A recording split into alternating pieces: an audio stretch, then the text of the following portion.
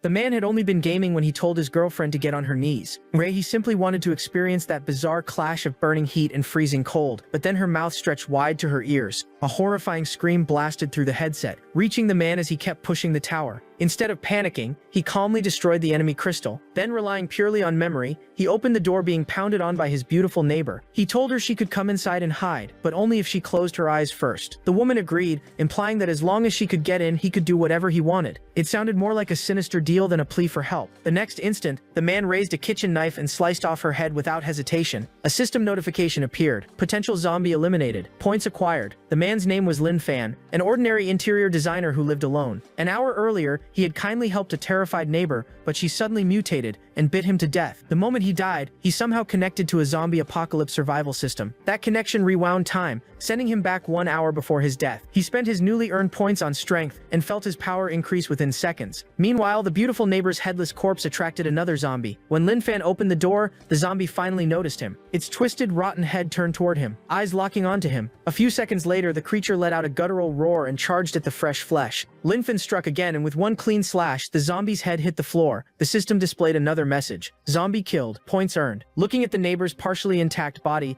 Lin Fan realized more zombies would eventually come. All he needed to do was stay hidden behind the door and ambush them. An hour later, the hallway was overflowing with corpses. His points had skyrocketed. Afterward, he searched for the neighbor's body but could not find it anywhere. Wait, don't tell me they already ate her. That's a problem. Disgusting. They're going to rot soon anyway. The hallway is a shared area. I'd better clean up this mess. He grabbed a rope and tied all the bodies together. Just as he was about to drag them to the garbage pile, the ceiling light began flickering with a buzz. In the corner, a shadow emerged as a man in a wheelchair slowly approached. It was a middle-aged addict who had been electrocuted while stealing electrical wires. He survived but lost both legs. The moment he saw Lin Fan alive, he growled wildly and lunged toward fresh meat. Lin Fan swung the knife once more. Another perfect decapitation. Uncle Zhang, didn't you live on the 2nd floor? How did you make it up here? You came all the way to the 7th floor just to lend me your wheelchair. Perfect timing. I was just wondering how to move these bodies downstairs. You're too kind, Uncle Zhang. Don't worry. I'll return it when I'm done. Lin Fan dumped all the corpses into the trash downstairs. Lin Fan still could not believe it. The world had truly ended. If he wanted to survive, he needed to gather supplies. Then he wondered, does this count as regular trash or recyclable waste? Living alone really sucks. There's nobody to talk to, and nobody to answer your stupid questions. At that moment, the addicted son of Uncle Zhou from the 2nd floor waved at him. That guy had bullied Lin Fan before. Once he stole Lin Fan's bicycle, and the police had to intervene. Even after returning it the next day, he still beat Lin Fan over the incident. Lin Fan gave him a cold stare. What do you want? The guy froze. That idiot had actually spoken out loud. Isn't he afraid of attracting zombies? He smiled. Idiots are easy to manipulate, and I'm starving. I can use this fool to work for me. He scribbled something on a piece of paper. Go find food and water. Bring everything to my door. Lin Fan shook his head. Why would I do that? No chance. The man's lips trembled with anger. You bastard, he muttered before writing again. Do what I say and I'll let you stay with me. When the time comes, I'll take you to my secret base. Lin Fan remained calm. I'm still not doing it. The man's expression darkened as rage boiled inside him. Fine, he thought. If you want to die, I'll help you. You brought this on yourself, he shouted while throwing several metal sheets at Lin Fan's door. The metal crashed loudly onto the floor. Seconds later, the hallway erupted with growls as multiple zombies rushed toward Lin Fan. Watching from the 2nd floor, the bald man burst into laughter. Not acting so tough now, huh? Where's all that attitude? You can't even move your legs. The next second, Lin Fan swung his blade and cut off 2 zombie heads in a single strike. The system chimed immediately. 2 kills, 2 points. The bald man's laughter stopped instantly. Holy hell, this guy is seriously strong. He snarled. Fine, you've got skills. But so what? There's still another zombie left. Too slow to react now, aren't you? Anyone who challenges me deserves to die. Lin Fan lifted the last zombie onto his shoulder, not because he could not kill it, but because he chose not to. Then, with a casual motion, he hurled the zombie upstairs. A special delivery for the bald guy. The man caught it on instinct, stunned by his own stupidity. Why the hell did I grab that? As screams echoed through the building, Lin Fan waved casually. If you've got questions, ask away. At least you won't be alone like me. Lin Fan arrived at a nearby supermarket. The moment he entered, he easily killed several hidden zombies. After gathering supplies, he instinctively walked to the checkout counter and stared at the zombified cashier. This should last me a while. I even bought seeds. Once I find a safe place to plant them, I can live off the land. But this knife is finished. While thinking about finding a new weapon, a speeding bus suddenly roared down the street. The deafening engine noise attracted a massive horde of zombies within seconds. The blinding headlights awakened memories of his tragic childhood. When Lin Fan was young, his mother died in an accident. His father, desperate to stay with his mistress, planned to abandon him. But Lin Fan's crying made the woman, his aunt, lose patience. Disgusted, she yanked the steering wheel from his father's hands and screamed that she would stop the bus to teach him a lesson. The vehicle crashed head-on into a truck.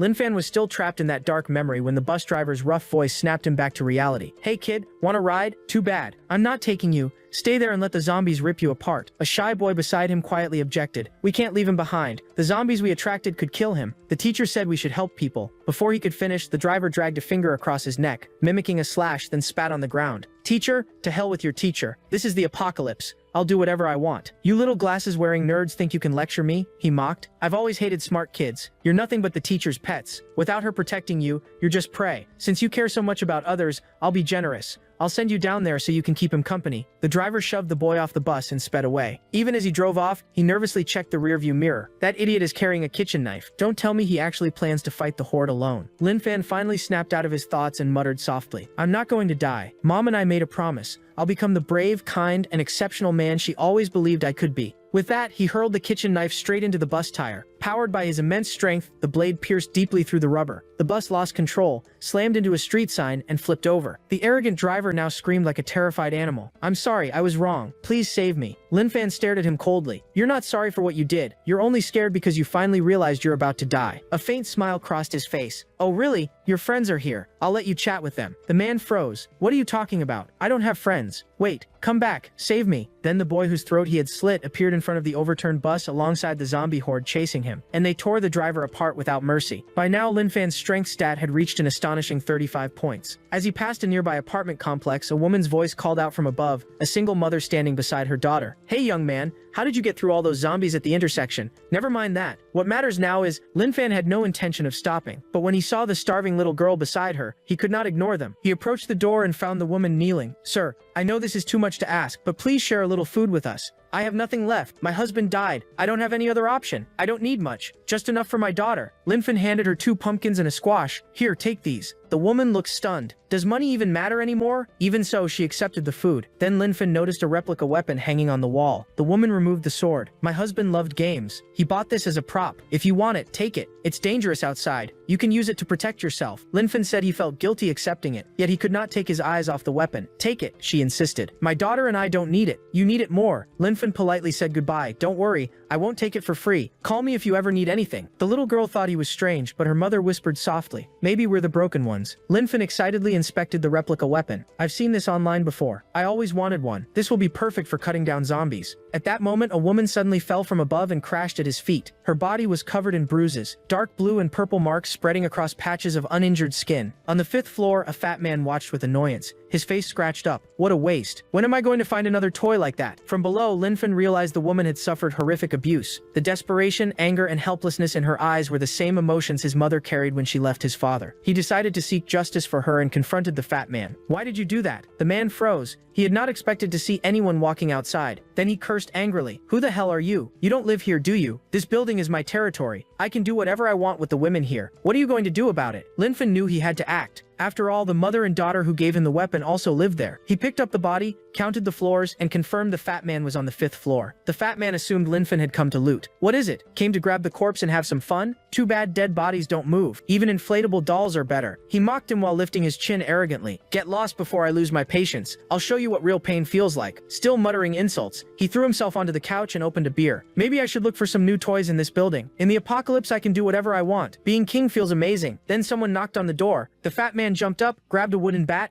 and peeked through the peephole. Who the hell is knocking? Don't tell me it's a zombie. Damn it, if the hallway is full of them, how am I supposed to find new toys? But what he saw through the peephole left him frozen in fear. It was the woman he had just tortured to death. Even a monster like him trembled at the sight. Outside, Lin Fan calmly held the corpse upright while knocking. Open the door. I know you're in there. The moment he heard Lin Fan's voice, the fat man sighed in relief and shouted, Oh, it's you, idiot. Get lost, you lunatic. You want to die? A cruel grin spread across his face. All I have to do is yell, and the zombies will tear this moron to pieces. I'm a genius. The next instant, the reinforced door burst inward with a deafening crash. The fat man collapsed to the floor in shock, eyes wide open. How did he break down a steel door with one kick? Lin Fan glanced around and saw torture tools scattered across the room. The fat man struggled to stand while still shouting insults. What is this, you freak? You brought a corpse into my house? Looking for trouble. Lin Fan answered calmly. Of course I brought her. You deserve to pay for what you did to her. Moments later, he had the fat man tied up, gagged, and ready to be delivered to the police station. The fat man growled and struggled violently. You're insane. Let me go. Have you never watched zombie movies or read apocalypse novels? If you had, you'd know how to survive. Isn't it amazing being able to do whatever you want? Lin Fan slapped him hard across the face. You're an idiot. Stories are fiction. This is real life. You can't even tell the difference. The slap hit so hard it sent the man flying through the police station doors, dizzy and burning with pain. The man muttered, "Who's the one who can't tell reality from fiction now? You think bringing me here changes anything? It's the apocalypse. Everyone's gone. Nobody can punish me anymore." Lin Fan's smile turned cold. "You're wrong. There's still someone left." The man's eyes darted around. His body stiffened as rotten breath touched the back of his neck. A group of zombie police officers had surrounded him. Lin Fan spoke in a low, calm voice. "See, even as zombies, they still uphold justice by punishing criminals." The next day, an armored truck stopped outside the city library. 3 survivors stepped out. They were searching for medical books. Carefully scanning the area, they noticed there were no zombies nearby. Maybe we got lucky," one of them said. But the leader, a sharp-eyed woman, raised her hand. "Wait, don't rush inside." She struck a steel pillar with her knife to test the surroundings. Her 2 companions tensed immediately, ready to run if a horde appeared. When nothing happened, she nodded. "All right, let's move. Check the medical section first." At that moment, Lin Fan appeared from behind a bookshelf and greeted them with a smile. One of the boys screamed and nearly fell over in fear. "My God, it's a zombie." Lin Fan waved frantically. No, relax. I'm human. I'm alive." The woman frowned. "Then what are you doing here?" Lin Fan raised the book in his hand, a guide to growing vegetables, and smiled. "Reading, obviously. What else do people do in a library?" One of the men muttered quietly, thinking it actually made sense. "Boss, that really was a dumb question." The leader hissed back, "Shut up." Then she politely spoke to Lin Fan. "We don't want any trouble. Sorry if we disturbed you." Lin Fan replied, "It's fine. Just keep your voices down. This is a library." The 3 exchanged uneasy looks, suspecting some kind of trap. One of them whispered, "That sword he's carrying looks like one from a game, so it checks out. But this guy has to be crazy." The leader also refused to take risks. Whether he was dangerous or simply unstable, she did not want to provoke him. "Don't start anything. Grab the books quickly and let's leave." She had a strange feeling that Lin Fan was not someone to mess with. She had no proof, only instinct. The trio hurried their search and prepared to leave. Lin Fan, still reading, called out to them, "Leaving already?" The 3 immediately stiffened. Afraid he was about to cause trouble, the leader tried to remain polite. "Do you need something?" Lin Fan answered, "If you're borrowing that many books, you need to register them. They aren't personal property. Loans should be recorded." The 3 froze in place. One of them spat angrily. "Are you serious? Do you even know what's happening outside? What psychiatric hospital did you escape from?" The leader found his logic bizarre but still asked politely, "Can I ask you something? Do you know what's happening outside right now?" Lin Fan calmly replied, "Yes, I do. It's the apocalypse. There are zombies outside biting people. Other than that, not much has changed." The leader's expression darkened. She could not tell whether he was genuinely insane or only pretending. One of the men was already expecting trouble. "Man, you know what's out there, right? Don't do anything stupid." "Whatever, let's mind our own business." Lin Fan tried to reassure them. "Relax, I don't want to hurt anyone. Just a warning. It's dangerous outside, so don't cause trouble. Oh, and I'm Lin Fan. I live in Building 2, Apartment 704, Sunshine Complex. If you run into problems, come find me. I'm strong. Even hundreds of zombies are no match for me." The 3 silently confirmed the same conclusion. "He's insane. Run." The leader quickly thanked him and fled the library with her companions before Lin Fan could say anything else. "They disappeared too fast. I didn't even get your names," he murmured with a shrug. "Whatever. Morning is the best time to study. If I want to survive alone, I should master farming." Meanwhile, inside an underground desert facility, scientists wearing protective suits work non-stop. The zombies' cellular activity increases a little every day. "So you're saying they're evolving? Something like that. Forget that. What I want to know is this. Can we create an antibody?" "No. This virus is unlike anything we've ever seen. It doesn't resemble any known strain." "Have you heard of the zombie gene? You mean these people died and came back in another form?" Back in the city, Lin Fan closed his farming book and returned to his apartment complex. He found an open patch of land that was perfect for planting crops, but it was public property. Farming there could attract zombies or angry neighbors. So he shouted, "I'm Lin Fan from Sunshine Complex, Building 2, Apartment 704. Starting today, I'm planting vegetables here. Anybody got a problem with that?" As expected, his shout attracted every zombie nearby. Even the ones inside nearby buildings smashed through windows and jumped out within seconds. The open field was instantly overrun by the undead. Lin Fan drew his weapon and sliced through them. Their bodies split apart like soft tofu. His system points soared instantly. Minutes later, corpses covered the ground. Lin Fan no longer had to worry about zombies invading his garden. Just to be safe, he shouted toward the neighborhood again. Anyone else got a problem with this? When no zombies appeared, intense hunger suddenly hit him. He decided to eat something and check on the mother and daughter. He found a soft-shelled turtle at a nearby market and brought supplies to the 2 before sharing dinner with them. The woman spoke gently. "I know people don't help others without a reason. You've already done so much for us. I didn't want to make you uncomfortable, but my husband is gone. If something happens to me, my daughter." Lin Fan understood the implication. He set down his chopsticks and calmly asked, "What exactly do you want me to do?" The woman froze, surprised by how quickly he accepted. Blushing, she quietly replied, "I want to go with you, together with my daughter." Lin Fan blinked, not understanding her meaning. "Oh, you mean move into my apartment complex? Sure, I can talk to the property manager for you. The woman stared at him in total confusion. Were we even having the same conversation? Meanwhile, at the top of a luxury apartment tower across the city, a middle-aged man's phone vibrated. His face lit up. Every call felt like a possible rescue opportunity. Hello? Mr. Shen answered. A formal voice replied, I'm calling about the property you listed through Shen Phone. Is it still available to rent? Shen froze and immediately hung up. Is this some kind of joke? Look outside. The world is ending. The apocalypse had spread rapidly,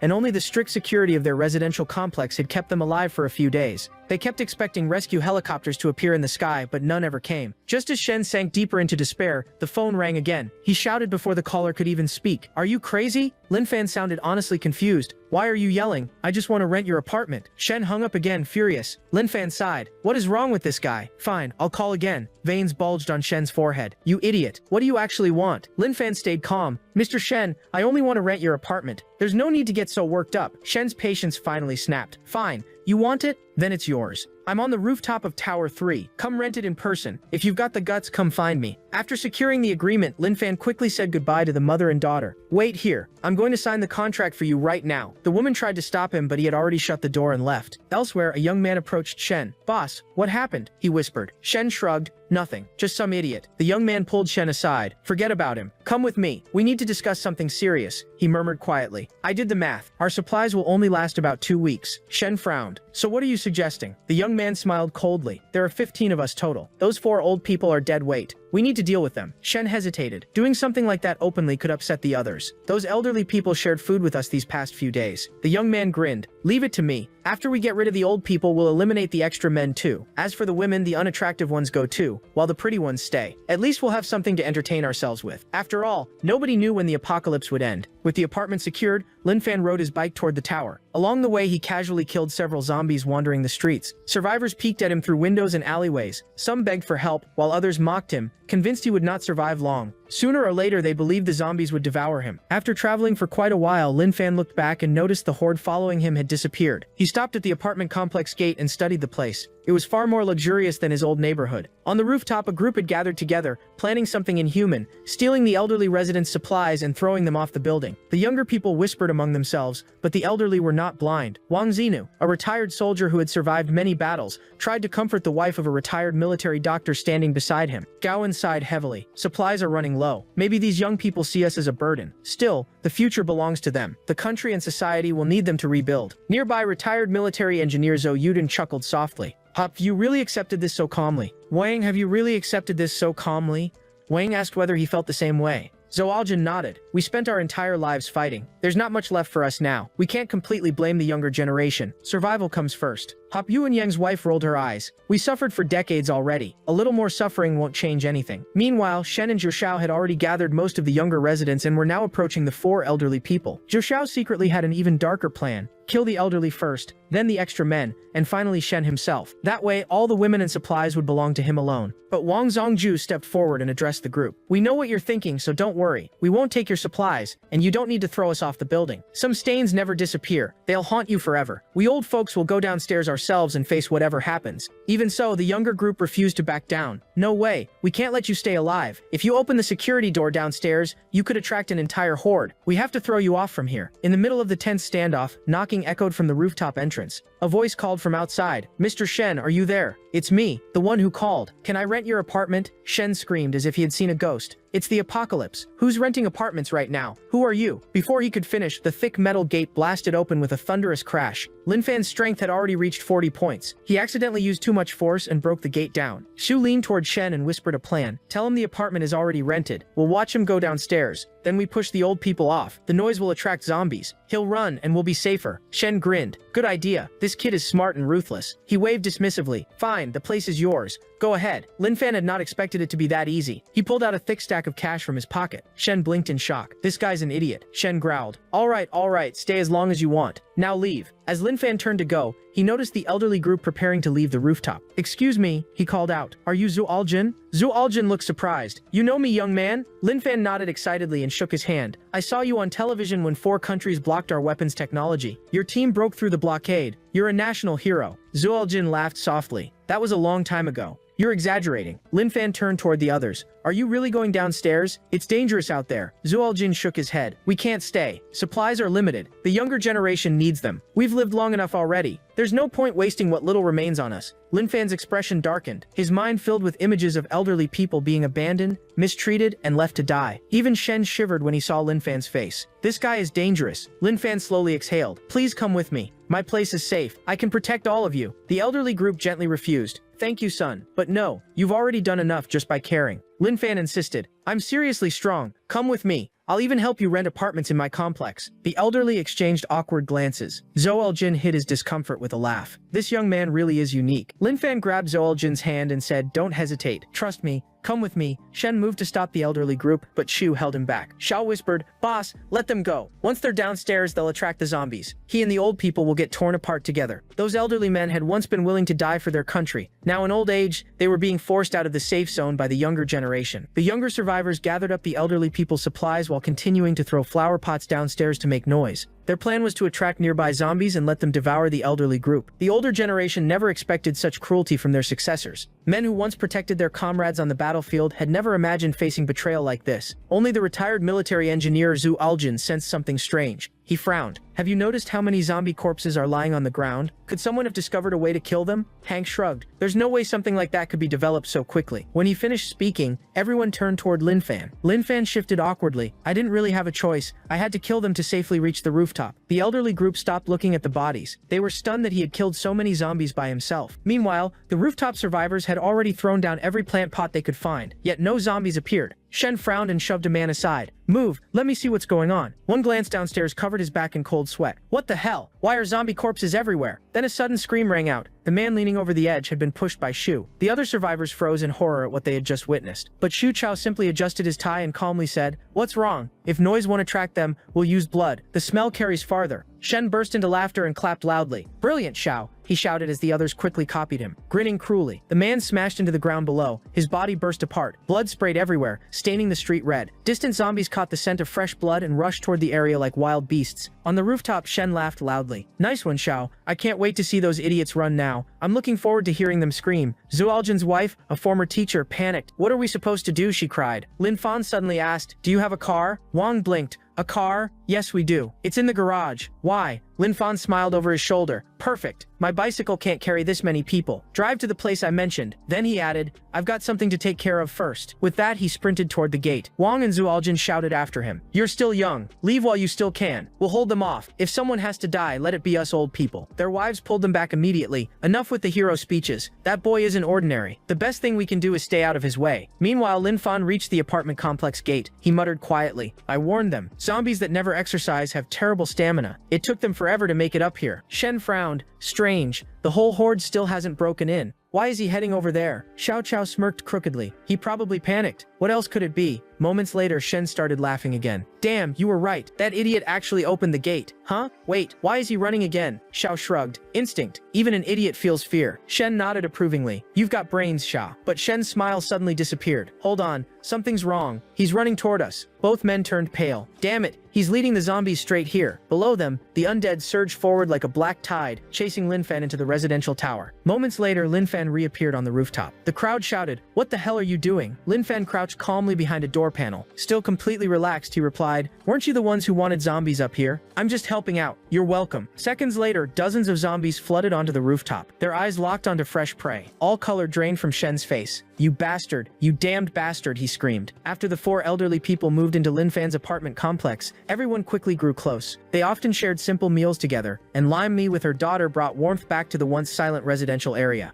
One afternoon, Feifei noticed Lin Fan staring at her. She nervously touched her cheek, thinking something was on her face. After a long silence, Lin Fan finally asked, Where's your school backpack? Feifei blinked in confusion. My school backpack? What backpack? Lin Fan pointed at her. Even during the apocalypse, you're still a kid. There's not much you can do right now. So study. Grandma Yang used to be a teacher. She can help you. I'll go get your books and backpack later, Fifi pouted. But the world already ended. Do I seriously still have to study? Li Mai thought for a moment before nodding. Sweetheart, listen to your uncle. Studying is the one thing you can still do. Li Mai stood up smiling. First things first. I'm taking out the trash and bringing Fifi's stuff back. Fifi sighed dramatically. Uncle, what did I ever do to to deserve this. And just like that, the once quiet Sunshine Complex became lively again, now home to 6 survivors. That night, 2 zombies staggered toward a nearby 2-story repair shop. The next second, 2 arrows pierced their skulls and dropped them instantly. The shooter was a former amateur archer, now scavenging the streets and clearing corpses one by one. The zombies inside the repair shop, however, were too dangerous to confront directly. Any extra noise could attract a horde. He was not alone. A woman and 2 other men worked with him. Their food would only last another week, though at least the water supply still worked. Someone had to be keeping the treatment station running. Suddenly, a deafening explosion echoed outside,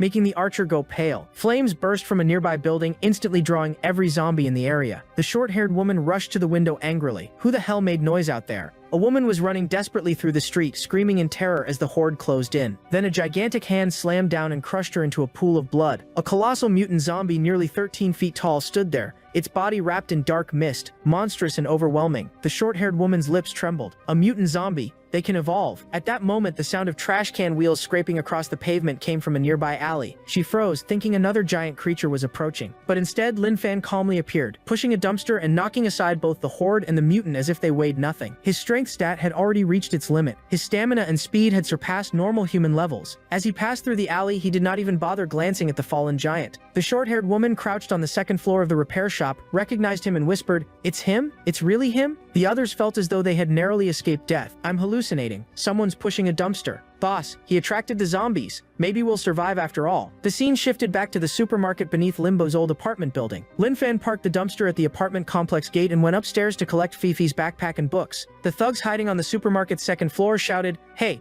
what are you doing?" Lin Fan looked up calmly and replied, "Do you need something? The apartment dumpster is full. I'm just looking for a place to throw this away while grabbing a few things." Before he could finish, they started mocking him. "Listen to this guy taking out the trash. What a talent. Only during the apocalypse would someone specialize in garbage work." Lin Fan did not find it strange at all. Taking out the trash is normal. Apocalypse or not, life goes on. If you need help, just ask. The bald thug shouted back, "You idiot. We're living comfortably up here and you're asking if we need help? Want me to scream? I can call the horde over so you can run around for our entertainment." Lin Fan did not waste time arguing. He waved goodbye and walked away. That brief reaction only encouraged the gang's cruelty. They decided to lure zombies over just to watch someone get chased, confident the second floor was completely safe since zombies could not fly. The 4 men then began howling into the street like broken loudspeakers. They kept screaming for several minutes, yet not a single zombie appeared. What the hell? Where are all the zombies? There's no way this whole area is clean. They couldn't have just disappeared. Across the street, Lin Fan stood behind another building's gate and glanced back. "Relax," he said calmly. "They'll be here soon." Then he vanished from sight. The thugs grumbled in annoyance.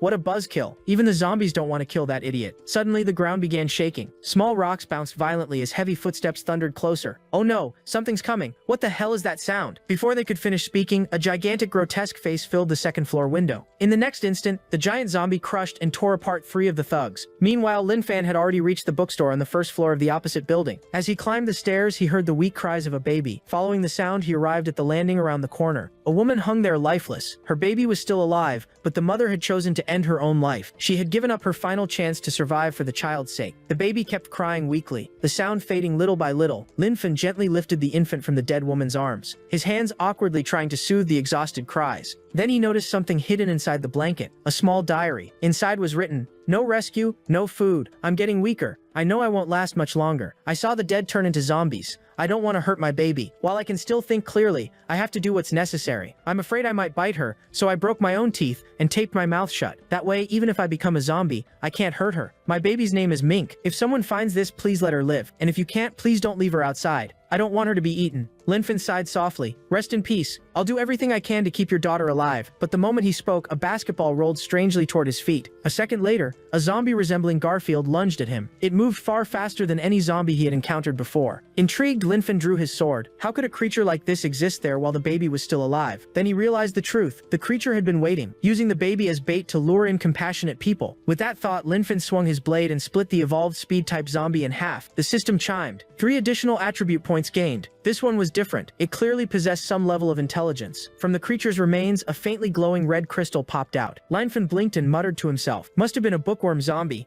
It probably studied too much in this bookstore. I guess it's true. Knowledge really is power. Anyway, since I'm here, I'll grab some worksheets and exams for Fifo. She seems like the studious type. She's going to panic when she sees all this. Far beneath a desert base far away, a professor stared wide-eyed at a sealed red crystal. "You're saying this came from inside a zombie skull?" A female officer saluted. "Yes, sir. The specimen behaved abnormally, so So after dissection, we discovered this crystal inside its brain. Tell me everything, the professor requested. The first shot was fired by Nan, she explained. It was a sniper rifle aimed directly at the head, but the zombie didn't die. Instead, it charged toward the base at incredible speed. He kept firing. Every bullet hit its head, yet it only collapsed after the skull was completely destroyed. Before this, every zombie we encountered could be killed with a simple headshot, but this one survived even high-caliber rounds. It makes no sense. The professor frowned deeply. The zombies are evolving, but why like this? They're becoming strong enough that headshots no longer kill them, so they're turning into monsters. At this point, only 2 bases in China were still maintaining communication: the Dragon Palace and Galaxy Base. He sighed heavily. If the undead continue evolving, can humanity really save what remains of the world? The officer hesitated, blushing slightly. Sir, I have an idea. It's not exactly scientific, but I used to read zombie novels. In those stories, zombies have crystals in their brains that serve as evolution materials. Humans who kill zombies can absorb the crystal's energy and grow stronger, even beyond normal humans. Maybe this crystal works the same way. The professor looked completely confused. He had never read a novel in his life. Just hearing about zombie fiction left him staring blankly in disbelief. Meanwhile, Lin Fan calmly exited the bookstore carrying the rescued baby. His relaxed pace caught the attention of a woman watching from above. Her name was Sushil, a baking influencer once famous for cake videos while wearing elaborate lace Lolita dresses. Suddenly, Lin Fan looked directly at her window. Startled, Sushil covered her mouth and crouched behind the ledge. Damn, he looked right over here. Did he see me? Lin Fan noticed a faint shadow moving behind the glass. A survivor, he thought. But before he could think further, a car skidded to a stop outside the nearby police station. After confirming there were no zombies nearby, 4 men stepped out. They were underworld gangsters. Lin Fan casually waved at them. Even from a distance, he could smell the heavy scent of blood clinging to them. The shaved-head man froze. What the hell? There's still someone alive out here? The man with the perm whispered. Should we get rid of him? The man with the bun shook his head. Don't attract attention. Remember, we're here under the boss's orders. The fat man nodded. Yeah, if we don't find what the boss wants, he'll skin us alive. Meanwhile, the bald man inside the car stared coldly at Lin Fan. He's not even running. The moment those guys grab the weapons, I'll tie him to the bumper and let the zombies tear him apart. But before he finished thinking, Lin Fan's face suddenly appeared right outside the car window. Smiling strangely, Lin Fan locked eyes with him, his tone calm yet sharp. So, what exactly are you doing here? The bald man nearly screamed. What? He was across the street a second ago. At that moment, the 4 men who had entered the police station returned carrying stolen weapons. Hey, why is this guy still here? What the hell are you two doing? One of them muttered, so did you find the boss's stuff or not? The shaved-head man snorted. Of course we did. The man with the perm looked at Lin Fan. Bold kid, walking alone through the streets. How are you even still alive? Lin Fan answered calmly. When I run into zombies, I try talking to them first.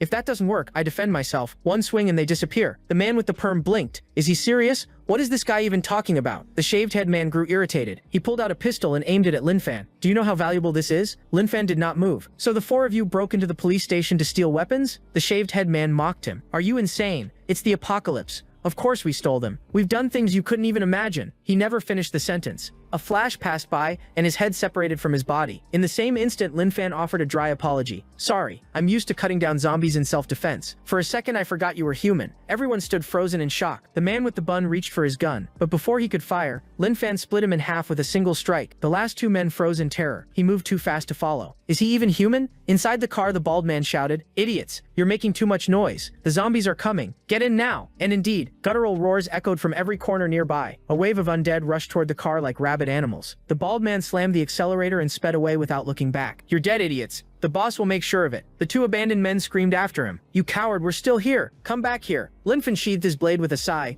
See? Even excited zombies can't tolerate injustice. They're simply doing their civic duty. The 2 men stared at him in horror, unable to speak. Civic-minded zombies. They only came because you killed people. Lin Fan crouched slightly, then leaped effortlessly onto the balcony above. With his current abilities, it felt almost casual. The men watched his figure disappear into the distance with mouths hanging open. No athlete on Earth could jump that high. Moments later, the zombie horde crashed into them like a living tidal wave. Their screams lasted only seconds before being drowned out by the sound of flesh tearing apart. The chaos outside caught the attention of Sushil, the baking influencer. So many zombies. Don't tell me that guy wandering around led them here. What was he thinking? That's suicide. He's probably already dead. But before she could finish the thought, Lin Fan's face suddenly appeared outside her window. She collapsed to the floor, trembling. Wait, this is the 2nd floor. How is he standing outside on the air conditioner unit? Lin Fan assumed she was simply traumatized by the apocalypse. She's terrified. I should give her time to adjust. I'll visit her window every day, he thought sincerely. I'll smile at her and act kindly. Eventually she'll understand I mean no harm. Meanwhile, Sushil had already grabbed a fruit knife. Oh no, he saw me. What do I do? I can't run. He'll tell the other survivors. I won't let them take me alive. If I can't fight him, I'll stab myself first. He won't get a warm body to play with. At the same time, inside a luxurious mansion on Shuri Hill,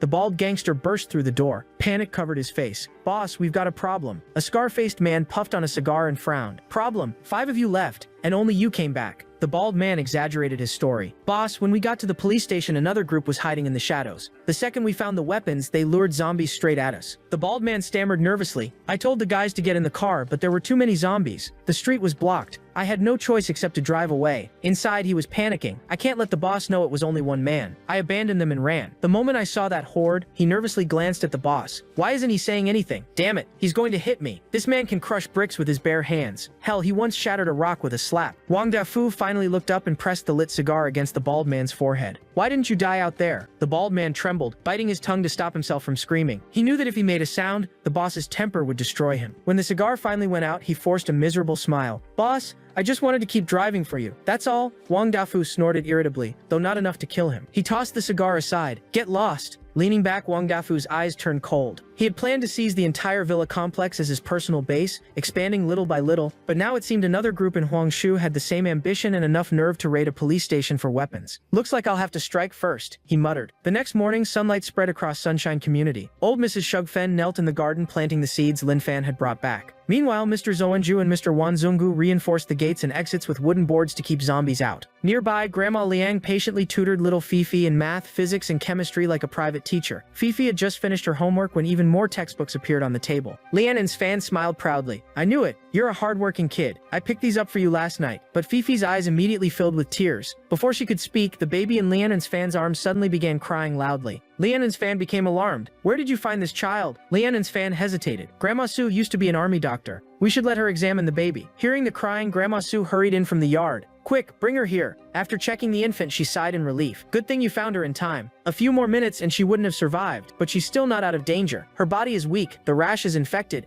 and she has several small injuries. She'll need careful treatment." Lian's fan, "What's her name?" The mother's diary had mentioned only one thing. "The baby's name is Menhambin." "Then let her carry your surname." "Lin Menhambin," Grandma Liang suggested. Lin Fen shook his head. "Not just that. When Men Rabin grows up, I'll tell her everything about her mother." Lin Mai noticed Lin Fen struggling to hold the baby and stepped forward to help. "Since I'm already caring for her, you've done more than enough." Lin Fen smiled gratefully. "Then we'll split the work. You take care of her during the day, and I'll handle the nights." As soon as they settled the baby's situation, Grandma Zhu Aljun and Grandpa Wang shouted from the gate. Panic was clear in their voices. "Lin Fen, come quickly. Something's wrong. The zombies are gathering in the street." Lin Fen frowned. "Strange. I lost them a long time ago on the way back. Don't tell me the zombies have started evolving." Not long earlier, Lin Fen had seen a truck speeding through the streets. The driver kept honking non-stop, drawing every zombie nearby toward him. It looked like he was distracting the undead to give another survivor group time to collect supplies. "Yeah, I saw it too. Hurry, now's our chance. Grab whatever you can." "Brother Wang, something's off. Why did that truck circle back?" "Yeah, he's trying to trick us." When the apocalypse began, I was home with my wife and son. The chaos outside filled me with despair. As our food ran low, I comforted my wife and child. I told them to stay home and wait while I went out to find supplies so we could survive. But the moment I stepped outside, a mutant corpse came after me. Just when I thought I was dead, that truck appeared out of nowhere. Two people jumped out, one carrying a shield and the other a steel pipe. They rushed in as a team.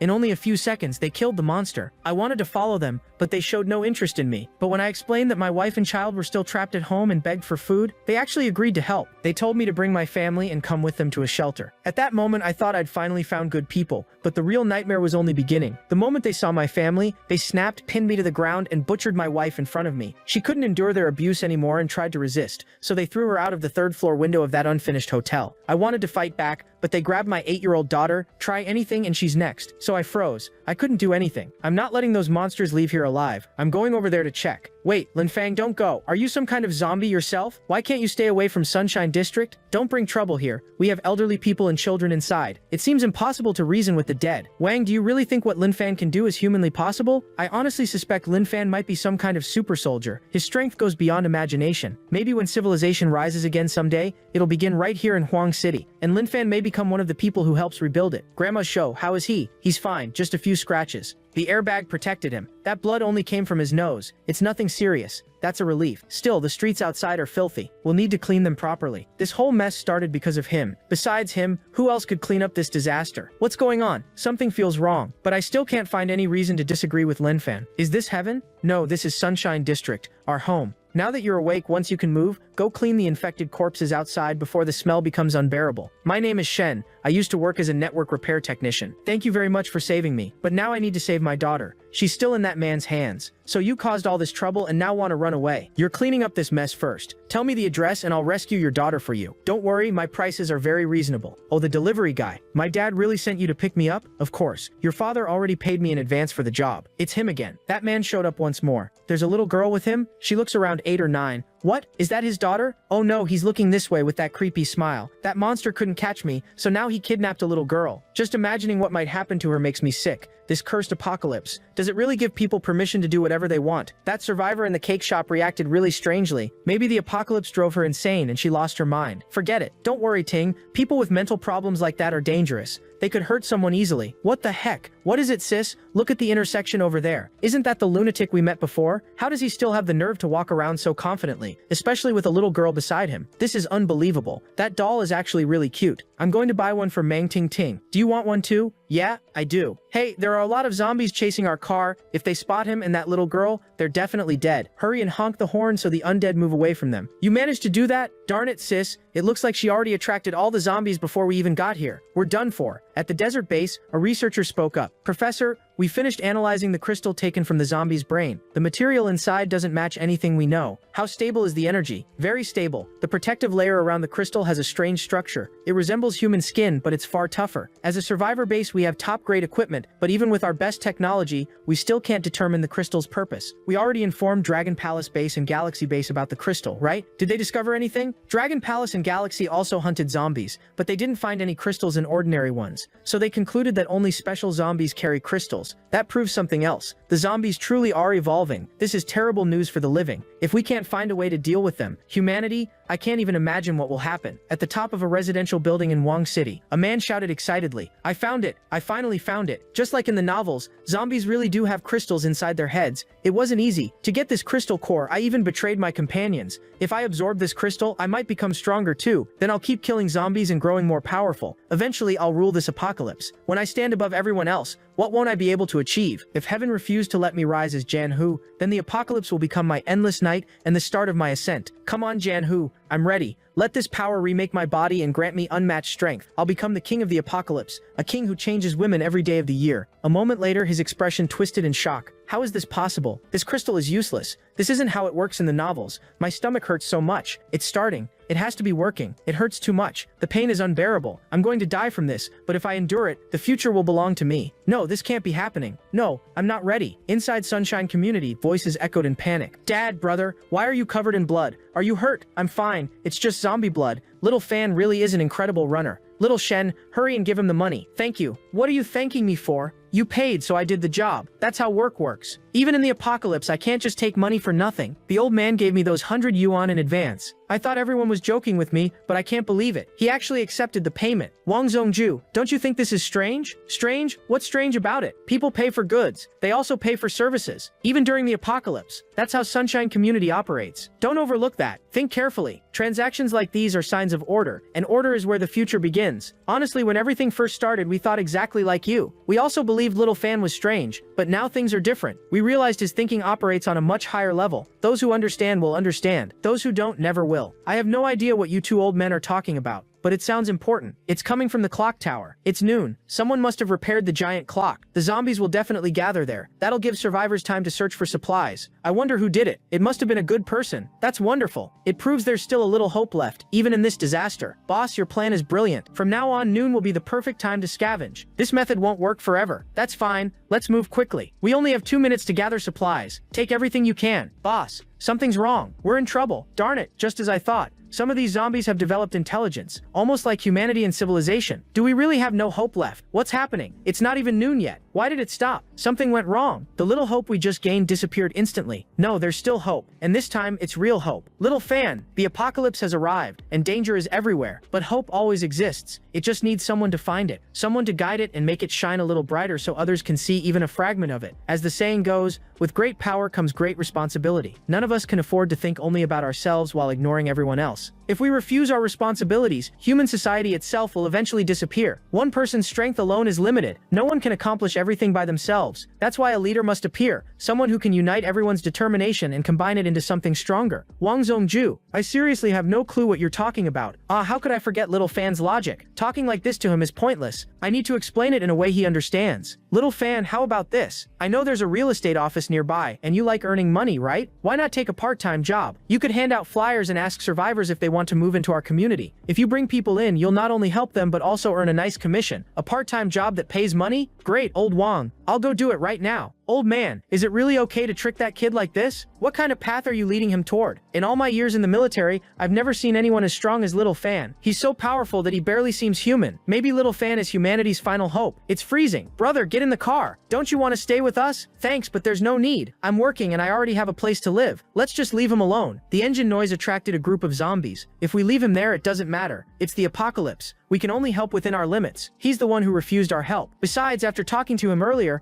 I got the feeling something might be wrong with that kid. It's true. The zombies seem faster than before. They used to run 100 meters in 10 seconds. Now they can probably do it in 9. Annoying. I'll have to return to the boring job of killing zombies for points. Finally found all of you. These zombies are much harder to handle now. They keep evolving non-stop. But luckily for me, I have a support system, so I'm getting stronger too. I remember this. It's a distress signal. Hangda Elite Residence, Building 4, Apartment 17G5. My name is Yanini, and I'm a dance streamer. I'm only 19 years old. I specialize in folk dance, classical dance, and modern dance. No matter how many people danced, none were as famous as her. When the apocalypse began, she was terrified. She locked herself inside her apartment, too afraid to go anywhere. Luckily, she had food stored at home, and since she barely ate, she managed to survive until now. On the third day after the outbreak, she heard soft knocking at the door along with someone calling her name. The voice belonged to her manager, Lei Wang. But just as she was about to open the door, she checked through the peephole and saw Lil Hong's younger brother standing there too. Lil Hong lived downstairs with his brother. He was useless, unemployed, addicted to gambling, and whenever he looked at her, his eyes felt disturbing. She knew that now that the world had collapsed, if Bing tried anything against her, her manager would never stop him. He might even help his own brother instead. Since then, she refused to open the door for her manager. No matter what excuses or promises he made, she stayed inside. She only wanted to avoid something terrible happening to her. But now she had run out of food. Am I really going to starve to death like this? At Rhonda Elite Residence on the 19th floor, the younger brother complained, "Sis, that woman still won't open the door. She's ridiculously beautiful. Her legs, waist, body, just thinking about it drives me crazy. That security door is way too strong. We couldn't force it open. This is your fault. I warned you not to act so suspicious from the start. I thought since it was the apocalypse, stuff like that wouldn't matter anymore." Quiet, his sister snapped. I think I heard something outside. Zombies? I'm not sure. Maybe not. Let's check first. Is someone there? Stop bothering me. Don't come back again. That lunatic Lu Suing must be outside my door again. I'm seriously about to lose my mind. I feel like grabbing a knife from the kitchen and ending this once and for all. But that creep won't even let me leave. He'll still try to take advantage of me if he gets the chance. It's unbearable. Seriously unbearable. Why did this have to happen to me? Outside, Lin Fan thought to himself. The person in there could already be in danger. I can't just stand here waiting anymore. After breaking down the door, he found Yanini inside and immediately told her to stay calm and not panic. Not panic? How am I supposed to stay calm? It's the apocalypse. A stranger smashes into my apartment and you expect me to relax? Oh wait, aren't you the dance streamer Yanini? I used to donate money during your live streams. Before that, I always watched for free without sending anything. But your dancing really was beautiful. Don't come any closer. If you take one more step, I'll kill myself right here. I won't let you touch me. Back in school, my best friend and I watched a Japanese movie in our dorm. A woman in it was captured and tortured every day. They treated her like a toy until she became obedient like a dog. I used to think movies were fake and things like that couldn't happen, but now I know people are capable of horrible things. No matter what happens, I'll never become like that. I don't mean you any harm. My name is Alan Fun. I work at a real estate rental agency. I was passing by and saw the emergency signal written on your window, so I came to check. Sorry about the door. I knocked first, but nobody answered, so I thought something might have happened inside. I didn't have any choice but to force my way in. She was still stunned, but more importantly, can someone really smash a security door open with one punch? Lin Fan raised his hand slightly. I really did just come to check on you and promote some housing options. Your living conditions don't seem very good. Have you considered moving somewhere else? If you're interested,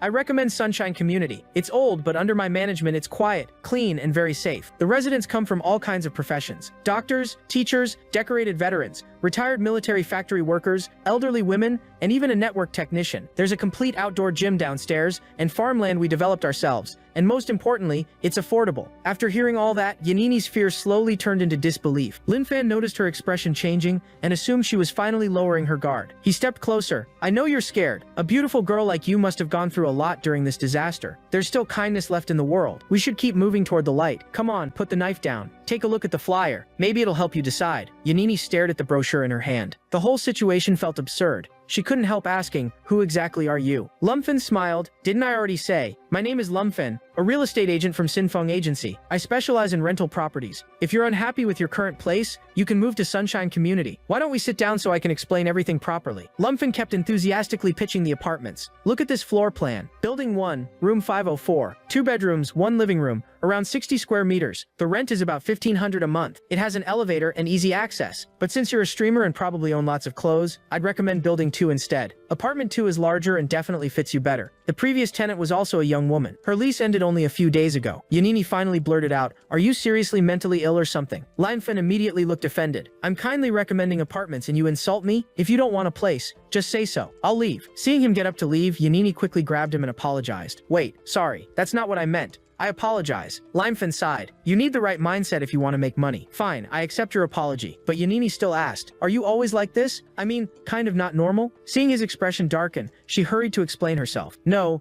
that's not what I meant.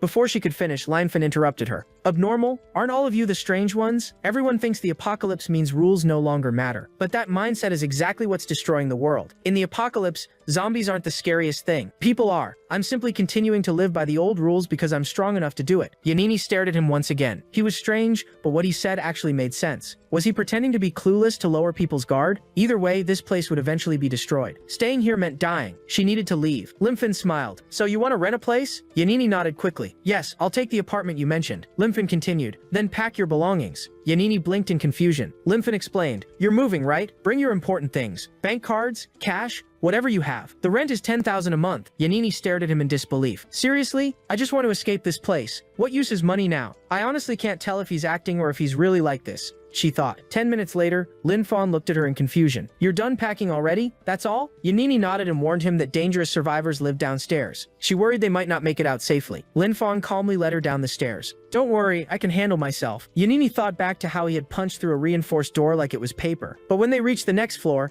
Lil Hong's door suddenly swung open. He stood there holding a kitchen knife. Yanini, where do you think you're going? You'd better leave that woman here and get lost, or you'll regret it. Lil Hong showed no fear at all. Instead, a faint smile appeared on his face. Sorry, I usually don't smile unless I truly can't help it. But tell me, how exactly are you planning to make me regret it? The next second, Lil Hong moved with unbelievable speed and snatched the knife away. Lil Hong froze in shock. Everything in front of him felt unreal. He had only grabbed the knife to scare the man into leaving the woman behind. Who could have imagined it would be taken away in an instant? That wasn't normal at all. But instead of attacking him, Lil Hong calmly explained that knives were dangerous and threatening someone, even without hurting them, still violated public safety laws. His serious, righteous tone only confused Lil Hong more. When Lil Hong handed the knife back, Lil Hong instinctively took it. Lil Hong warned him, hold that properly and stop doing stupid things. And if you really attack me, I'll defend myself, and that won't end well for you. Lil Hong stared blankly at the knife. What was happening anymore? He couldn't understand a thing. Yanini originally wanted to stop Lim Fawn from returning the knife, but it was already too late. She remembered how, ever since becoming an influencer,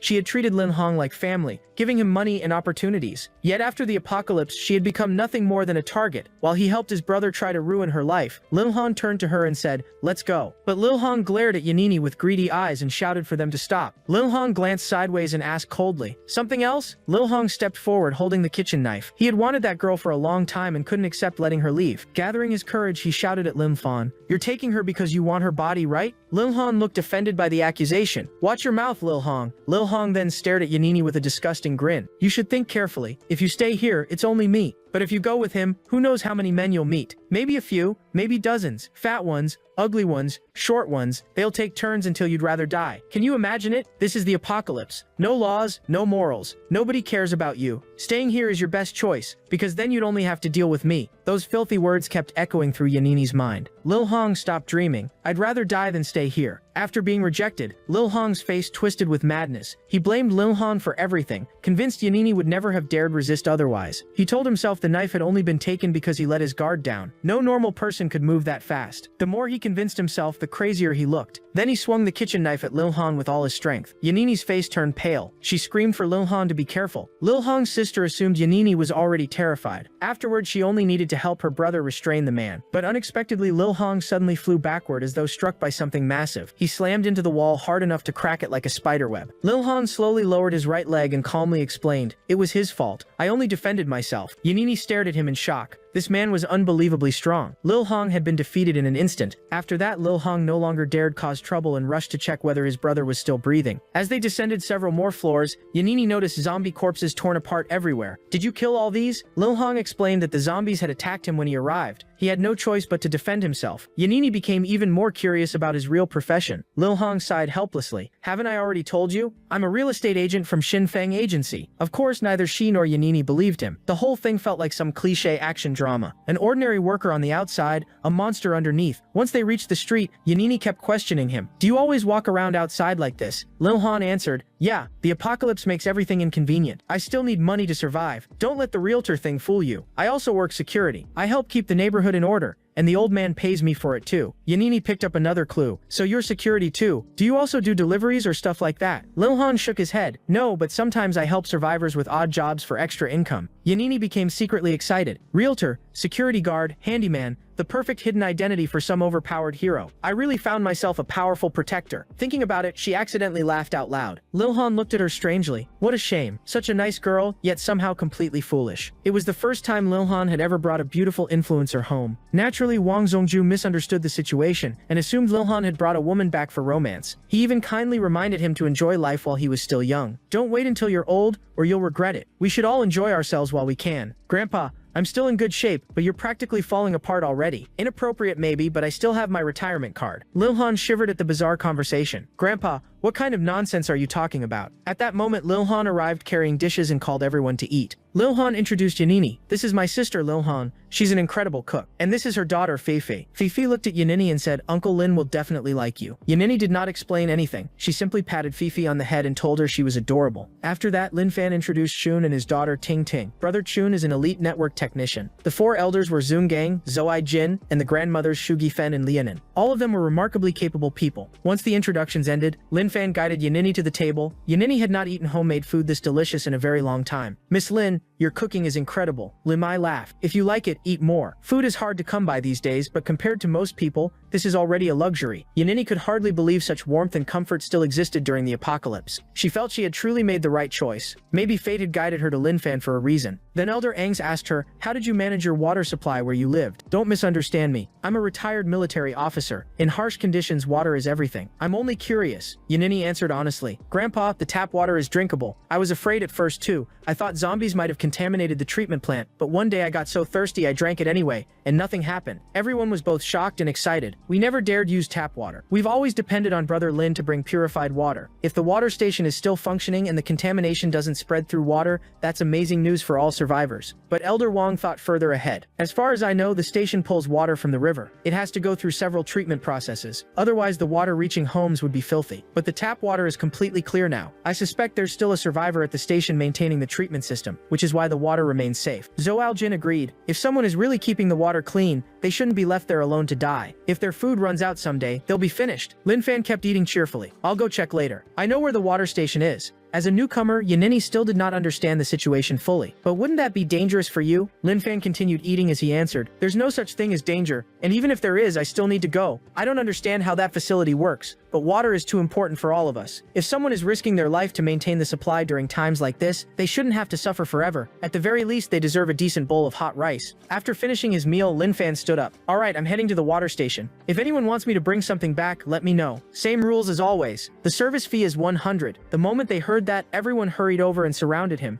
each requesting different supplies. Yanini looked at Elder Hang in confusion. Is Lin Fan some kind of super soldier? Elder Hang gave no answer, thinking it was something she needed to realize on her own. The scene shifted to Huang City's water treatment plant. Inside the control room, a bald man sighed repeatedly. He was the station manager, Hang Kai. His mental state had nearly collapsed. Eating, drinking, and even using the bathroom all had to be done inside the room, making the environment unbearable. "Buddy, I think I'm reaching my limit. My mind keeps getting worse." Look at that closed door. I keep imagining it glowing, like light is shining from outside. I'm just an ordinary person. I can't keep enduring this. I really want to crawl through the raw water pipe, leave this place, and get far away from the city. There probably aren't any zombies out there, but if I leave, the survivors in the city will lose their only water source. What do you think? Should I keep holding on? The little dog barked twice, giving him a firm answer. Henkai tied a cell phone to the farm dog's body. He needed the dog to lure away nearby zombies. He also had to inspect the station equipment regularly. If the facility stopped operating, the city would lose its water supply, and the survivors would fall into despair. Even the dog was working so hard to help humanity. As a human, he could not give up so easily. Meanwhile, the dog ran through the station's narrow corridors. At first, it moved quickly and smoothly, but suddenly, one zombie gained an enormous burst of speed. Every step it took created gusts of wind. The zombie cornered the dog in a dead end. At that critical moment, Lin Fan happened to ride by on his bicycle and noticed the unusually strange zombie. Whether it was a human or a zombie, he greeted it out of habit. The zombie immediately switched targets after seeing Lin Fan, completely ignoring the dog. The animal was too small to even satisfy it. It charged toward Lin Fan at full speed. Lin Fan prepared to draw his sword. In the next instant, a brilliant slash flashed through the air. A fierce gust followed the strike as the zombie was cut apart. Upper body, head, lower body. Everything split cleanly apart. Even the crystal inside its body shattered from the attack. Lin Fan flicked his weapon, shaking off the black sludge. I told you attacking people recklessly is dangerous, didn't I? The rescue dog trotted over to Lin Fan, knelt down and wagged its tail adorably. Lin Fan rubbed its head. What a cute little guy. Can you take me to the survivor here? The dog seemed to understand and happily led the way. Any zombie that appeared along the path was effortlessly eliminated by Lin Fan. The more Lin Fan watched the dog, the more he liked it. What a smart little guy. Soon the dog led him to the hiding place it shared with its owner. The room was empty. Its owner had clearly encountered danger and never returned. Seeing the dog's anxiety, Lin Fan patted its head again and told it to keep leading the way. Meanwhile, inside the filtration room, Henkai sat slumped in a corner. What a disaster. I didn't even finish inspecting the equipment before the zombies found me. I wonder how my buddy is doing now. There are still zombies outside. If I go out now, it'll be dangerous. If I don't get back to my room, the dog won't have anyone to open the door for him. When he returns, he'll definitely die outside. Just as despair consumed him, he suddenly heard the dog barking outside. Henkai opened his mouth and breathed rapidly. At first, he thought his hallucinations had worsened, but then he heard a human voice. He could not believe anyone could actually be outside, and kept repeating to himself that he absolutely must not open the door. But after Lin Fan called several times without receiving a response, he simply smashed open the iron door. Hello, my name is Lin Fan. I'm a security guard, rental agent, and courier from Sunshine Community. I'm a good person.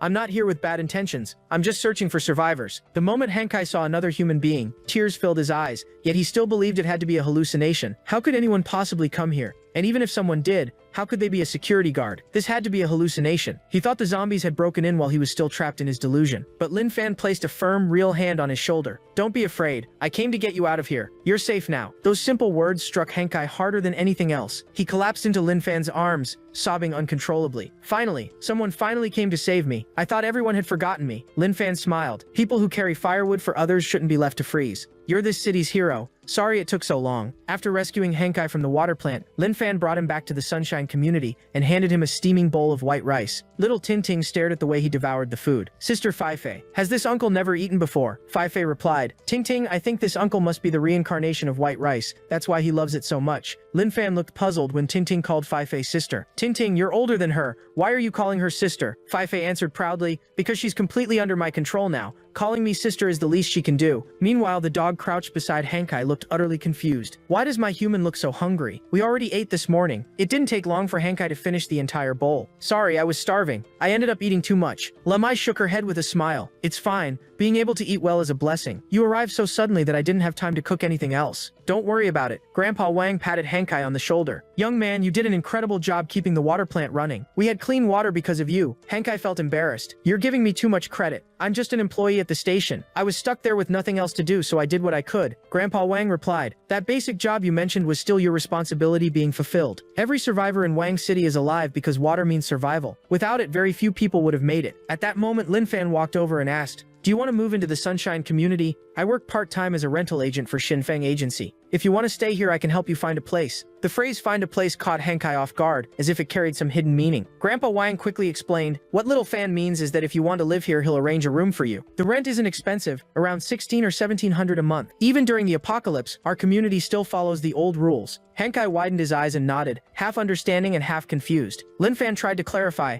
you'll get used to it. Grandpa Wang probably understands Lin Fan better than anyone here. He just worries that Lin Fan speaks too directly and confuses people. Grandpa Wang continued, young man, you look ordinary like any other kid. You can can be shy when you need to be, but when something matters you still step forward. I like that, Hankai thought silently. Was that supposed to be a compliment? As he spoke, Wang Zhongju suddenly remembered an old comrade. Back in the war, there was a guy who always acted timid. He even spoke softly, almost delicately, but when it mattered, he grabbed explosives and charged straight at a tank. I never expected that from him. Later I realized people are made of fear, courage, and all kinds of flaws. Only when those things come together does a person become whole. And in critical moments, the courage they unleash can be unbelievable. Only then did Hankai understand. So this grandfather was basically the community's life mentor. Lin Fan leaned forward and said, I found a place for you. Room 504 on the 5th floor. The rent is a pretty good deal. Hankai instinctively asked, do I pay cash or card? Lin Fan's eyes lit up. Either one works. Hankai fell silent again. His saviors clearly were not completely normal, but he was still willing to go along with it. The problem was that money barely mattered during the apocalypse. Seeing his hesitation, Grandpa Wang stepped in immediately. Young people who can't find wives waste all their money anyway. Put little Fan's rent charge on my card. He can pay me back once he gets his salary. The water station still pays you, right?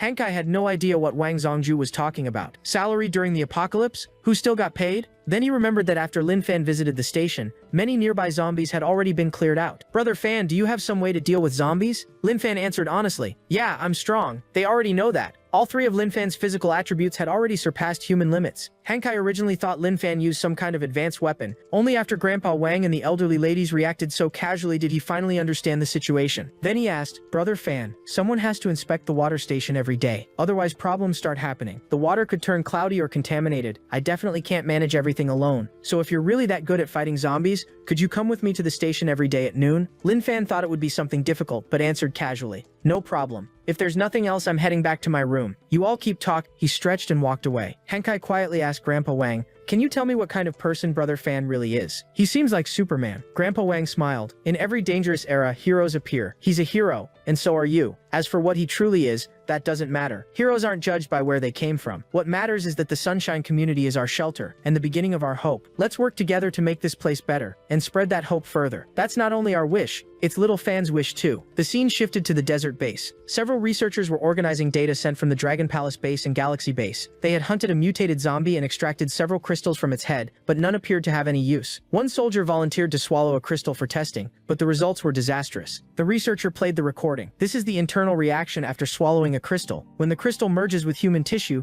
the subject's body begins to change. The blood starts boiling violently, and 3 minutes later the subject dies from massive blood loss. This proves the theory of gaining power by swallowing crystals is incorrect. The current human body simply cannot endure the crystal's effects. I combined the zombie data from Dragon Palace base and Galaxy base. Professors, please look at the screen. This zombie has been classified as a strength-type zombie with extremely high explosive power. According to tests conducted by the Galaxy base, a strength-type zombie can easily flip a 2-ton vehicle. Its muscle density is abnormally high. Regular bullets only damage the surface tissue and barely cause meaningful harm. This one is a speed-type zombie. It specializes in rapid climbing. Its limbs are thick yet flexible, allowing speeds of up to 150 kilometers per hour, faster than a cheetah. Worse still, its top speed does not decrease from exhaustion. Once it targets a human, survival odds are nearly zero. This is a screamer-type zombie capable of producing a 120 decibel shriek that causes pain, dizziness, nausea, and other symptoms. It also attracts far more zombies than expected. When it was first discovered a few days ago, it could only reach 100 decibels, but it increased by 20 in just days. At this rate, reaching 160 decibels is not far away, and that level can rupture human eardrums. This type is even more dangerous than the previous two. An elderly professor exclaimed in horror, if things continue like this and we still have no way to stop these zombies, do humans even have hope left? How much longer can the remaining survivors endure? He had served 9 years in the military as a third-class sergeant, but only days after returning home on leave, the zombie apocalypse began. The group currently consisted of 4 women and 2 men,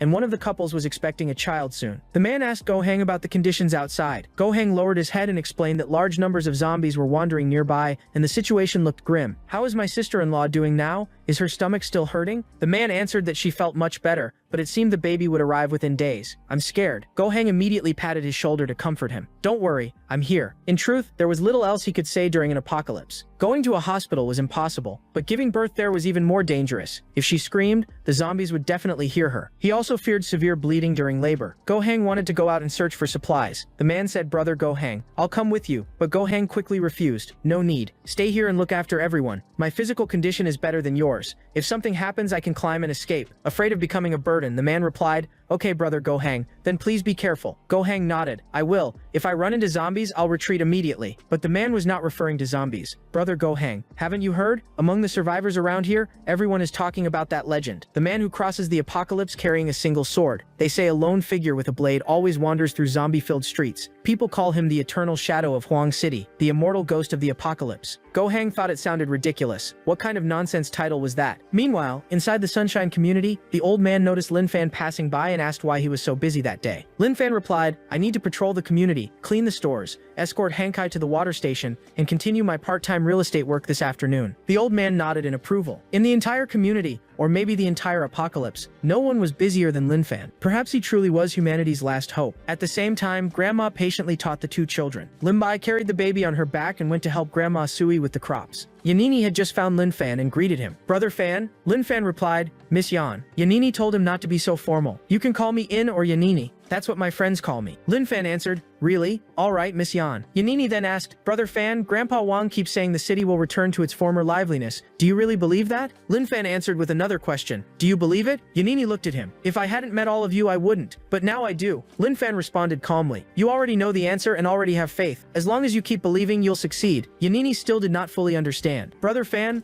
why do you still keep working and making money outside during the apocalypse? Most people just hurt others and take whatever they want. Lin Fan stepped forward. I'm afraid that when the light finally returns, I won't be able to become who I used to be again. Yanini was stunned. Could Brother Fan really be thinking that far ahead? Suddenly she believed everything the old man had said. Maybe Brother Fan truly was humanity's hope. She hurried after him and asked with a smile, Brother Fan, do you have a girlfriend? Lin Fan answered immediately. No. Blushing, she continued. I don't have a boyfriend either. Have you never thought about dating? Lin Fan answered directly. No need. Those 3 words crushed Yanini's hopeful fantasy. I got rejected. Unable to accept it, she chased after him and asked why. Lin Fan replied, because I'm still young. Alright, enough talking. I need to clear out the zombies nearby. As long as I keep working, I'll eventually clean every store here and expand into nearby areas. Long City will definitely become clean again. Yanini paused to think and decided she could not have been rejected. I get it. Brother Fan wasn't rejecting me. He was just saying the apocalypse isn't over yet. How could anyone think about romance now? My perspective was too narrow. Brother Fan carries ambitions far greater than mine. That afternoon, Lin Fan walked through the streets as usual. The cake shop streamer, Sushiel, spotted him again. Who exactly is this guy? Why isn't he afraid of zombies? Does he know some trick to avoid them? Lin Fan also noticed the woman watching him. He still was not sure whether she had mentally recovered. Emotional wounds were difficult to heal with medicine. Most people had to recover on their own. Forget it. I should clean the zombies around the nearby shops first. When she saw Lin Fan draw his sword, she panicked. It's over. It's over. He finally lost control of his urges and plans to attack me. But after pulling out the sword, Lin Fan suddenly remembered something. Right, I almost forgot. I promised to smile at you every day. I hope my smile can warm your heart and help you recover. But to Sushiel, that smile looked disturbing and terrifying. There it is again. He's staring right at me with that twisted smile. He definitely has bad intentions. The scene shifted to Go Hang desperately searching for medicine for the pregnant woman, only to find every pharmacy empty. He realized zombie movies had made survival seem far easier than reality. Suddenly, a horrifying groan made Go Hang freeze in place. He immediately went silent and listened carefully. He identified the sound as a zombie and understood that even with military experience, fighting one barehanded would be extremely dangerous. Without hesitation, he chose to retreat and protect himself instead of taking unnecessary risks. As the zombie slowly stepped out of the building, Rian sprinted away at full speed, knowing the creatures moved slower before locking onto prey, and that escaping early gave him the best chance to survive. The zombie behind him still looked confused, as if it had no idea what had just happened. Meanwhile, somewhere else, Lin Fan gathered supplies while casually cutting down zombies, muttering that they kept forcing him to defend himself. Suddenly, he noticed his sword felt sharper than usual, almost glowing faintly, making him wonder if his eyes were playing tricks on him. A series of roars suddenly echoed from outside. Curious, Lin Fan leaned out to check the commotion. He spotted Go Hang trapped on top of a bus surrounded by swarms of mutant creatures. Go Hang cursed his terrible luck internally. He had barely escaped the pharmacy, only to end up cornered again by zombies, convinced this might be his final day alive. At that moment, Lin Fan unexpectedly asked in a calm, innocent tone if he needed help. Hearing him, Go Hang immediately sensed something unusual about Lin Fan, a disciplined military aura that could not be developed overnight. The more he observed him, the more certain he became that this man was unbelievably powerful. Unlike ordinary people, he might actually be capable of saving him. After thinking it through, Go Hang gave up on begging and instead shouted for Lin Fan to leave while he searched for his own escape route. However, Lin Fan stayed where he was, smiling as he asked once again whether he needed assistance. That reaction instantly drew the zombies' attention, and every one of them turned toward Lin Fan. Go Hang went pale, silently cursing Lin Fan for ignoring the warning. He believed they both could have escaped if they had run immediately, since the zombies were now focused on him. Lin Fan continued speaking to the horde as though they were ordinary people, criticizing their violent behavior while sincerely explaining that his sword was only for self-defense. Without warning, a small zombie lunged forward first. The sight left Gohang completely stunned, certain both of them were about to die there. In the blink of an eye, Lin Fan swung his blade and instantly sliced the zombie apart. Right after that, he kicked the corpse so hard it slammed violently into a nearby wall. Gohang stared with his mouth hanging open, unable to close it, because even elite military experts could never send a zombie flying that far. That level of strength surpassed human limits. The remaining zombies rushed toward Lin Fan with savage speed in their eyes. Lin Fan coldly declared that when words stopped working, he would settle matters with the sword in his hand. Hearing that, Gohang became speechless again, unable to process the bizarre statement that followed such a brutal slaughter, like a butcher carving through the undead horde. Lin Fan sheathed his sword while quietly complaining that the streets had become filthy and feeling sorry for whoever would have to clean the mess later. Standing atop the bus, Gohang still struggled to believe what he had witnessed, doubting whether that kind of strength was even human. Suddenly he remembered the rumors. A lone man carrying a sword while calmly walking through empty streets, along with all the mysterious titles people had given Lin Fan, calling him a living legend of Huang City. Confused, Lin Fan jumped lightly onto the bus to face Gohang directly, even though he had not understood a word the man said earlier. Still smiling, Lin Fan raised his hand in greeting, introduced himself, and asked for the other man's name. Gohang remained frozen in shock. With a single effortless leap, Lin Fan had landed on top of the bus, making Gohang wonder if this man could still be considered human. Lin Fan also became puzzled, though for a different reason, wondering why the man kept staring silently and even suspecting he might be deaf. When Gohang finally introduced himself, Lin Fan sighed in relief after confirming he could hear properly, then introduced himself again and explained where he lived. Curious, Gohang asked how Lin Fan dealt with zombies so easily, saying he wanted to understand why killing them seemed effortless for him. Lin Fan raised his sword casually and explained that it was all thanks to the special weapon he considered a divine blade. After hearing that, Gohang chose not to press further and shifted the conversation toward rescuing survivors. He properly introduced himself and confirmed he was still an active soldier who had gotten trapped in trouble while visiting home. Privately, Gohang found Lin Fan's strange way of speaking rather unusual. It was probably just a personal quirk, even if it seemed odd. While still thinking about it, Lin Fan suddenly invited him to move into Sunshine District, surprising Gohang and making him realize there were probably many survivors living there. After considering it carefully,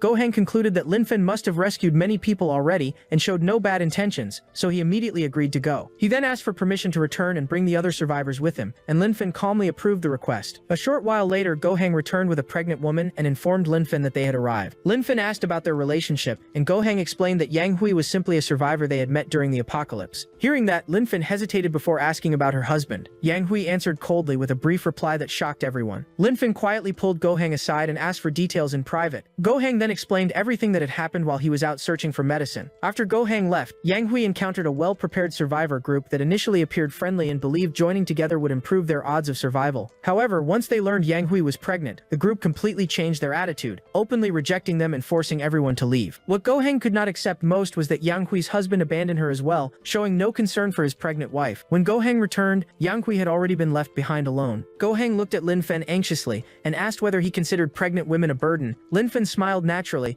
and replied that they were guests there, instantly relieving Gohang, who felt Yang Hui had finally found some luck despite the betrayal she suffered. Suddenly, Yang Hui clutched her stomach in pain, her face twisting in agony as labor began. Gohang immediately realized she was about to give birth, and at that moment Shugfen rushed outside, demanding they check on her immediately. Before Gohang could finish speaking, Shugfen insisted they bring Yang Hui inside, while Lin Fan reassured everyone by explaining that Shugfen was an experienced military doctor who knew how to handle the situation. After waiting for some time, everyone anxiously asked about Yang Hui's condition. Shugfen stepped out of the room and explained that dilation had already started. The baby would be born soon, but the situation was extremely dangerous. She ordered the men to leave and asked Mei and Yani to assist her, forcing them into a highly risky delivery attempt. The moment he heard that, Lin Fan became alert and drew his sword, understanding that childbirth under those conditions was incredibly dangerous and that any mistake could cost lives. Seeing Lin Fan preparing to leave, Mr. Wang could not help asking where he planned to go. Lin Fan smiled and answered that childbirth required screaming to gather strength, so he would guard the district gate to keep the area safe and allow her to give birth peacefully. Gohang anxiously protested, saying it was too dangerous, but Lin Fan insisted they needed to create enough time and safe space for the child to be born. Lin Fan explained that in the apocalypse, hope was created by people, and sometimes that hope began with the youngest children. The unborn baby represented the hope everyone wanted to protect and pass on to the next generation. Calmly, he added that he only needed to keep the area secure and ventilated, and as the protector of Sunshine District, that responsibility belonged to him. His recent paycheck obligated him to fulfill that duty properly. At that moment, the little girl curiously asked Mr. Wang about the general Lin Fan had mentioned because she wanted to hear the story. Mr. Wang smiled and described a battle where General Dong led troops in a desperate defense of the front line, just to buy enough time for a female soldier to safely give birth. The battle claimed many lives, and some questioned why such sacrifice should be made for a single child, which infuriated the general and made him challenge their thinking. He declared that every sacrifice was made for children, because the future had to be protected, and only those who shared the nation's fate could truly understand that belief. Meanwhile, Lin Fin sat reading Stark and his 365 girlfriends, thinking the main character truly lived a chaotic life. At that moment, a vehicle drove past the area.